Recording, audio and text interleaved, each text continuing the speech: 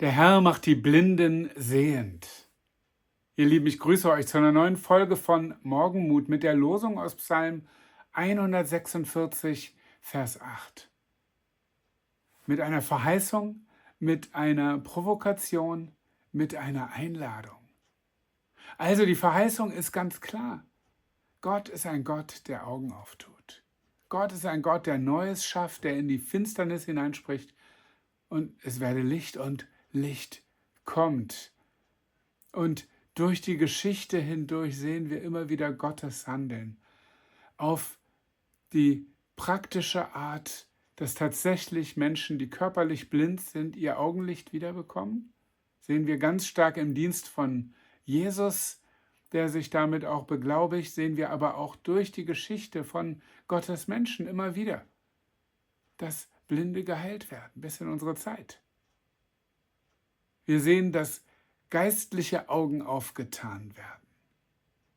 In dem berühmten Lied Amazing Grace schreibt John Newton, I was blind, but now I see. Ich war blind, aber nun sehe ich. Da beschreibt er, wie er den Glauben gefunden hat. Wir sehen es bei Saulus, Paulus und bei Millionen anderen, die gesagt haben, ich hatte das nicht, ich habe es nicht gesehen, ich hatte es vor Augen, aber ich habe nicht wahrgenommen, welche Liebe, welche Güte, welche Wahrheit in Jesus Christus ist.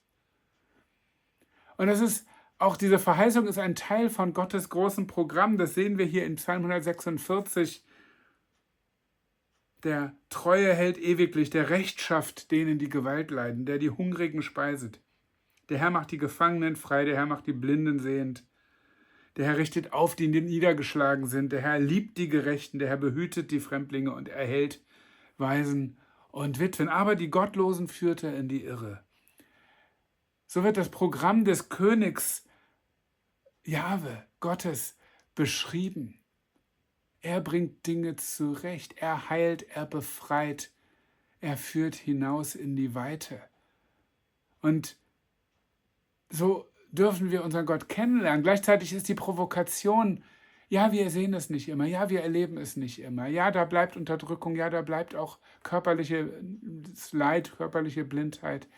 Ja, die Armen sind noch arm und da werden Fremdlinge immer noch bedrückt, auch in unserer Mitte. Und die Zeit ist noch nicht gekommen. Das ist die Antwort, die die Bibel gibt, wo diese vollkommene Wiederherstellung stattfindet. Denn das kommt, wenn Jesus siegreich wiederkommt. Und dann wird dieses Programm in der Fülle sich erfüllen. Aber jetzt sehen wir eben schon, und das ist die Einladung drittens, jetzt sehen wir schon, dass Gott damit anfängt. Dass er die Hand auf uns legt und dass wir erleben, dass er uns in die Freiheit führt. Wir erleben, dass er uns die Augen auftut. Und ich habe Sehnsucht, mehr davon zu sehen, mehr davon zu erleben. Und das ist auch Teil der Einladung, dass wir uns nach ihm ausstrecken, nach seinem Wirken, dass wir ihn anflehen. Er will oft gerne handeln durch das Gebet seiner Kinder, dass wir im Heilungsgebet Großes von ihm erwarten. Und ja, dass wir uns auf den Weg machen, in seinem Namen, in seiner Kraft. Gott erfüllt seine Verheißung, aber er erwartet, dass wir unseren Auftrag auch erfüllen. Und das greift dann ineinander. Und so, glaube ich, dürfen wir noch mehr sehen von dem, wie Gott Großes tut unter uns. Und ja, vielen die Augen auftut. Herr, ich preise dich, dass du so groß bist. Herr, ich preise dich, dass das deine Sehnsucht ist. Und Herr, ich preise dich, dass du mehr davon tun willst.